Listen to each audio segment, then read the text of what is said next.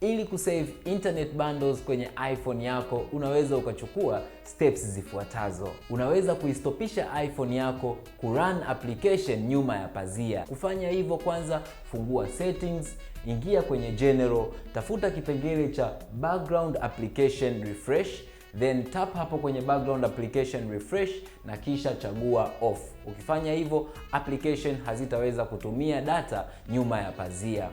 Kitu kingine kitakachokusaidia kusave bando lako ni kuzima location services. Kama hautumii location services, ni vyema uzime kipengele hiki, kwani kitaendelea kutumia data kama kipo on hata bila wewe kukitumia.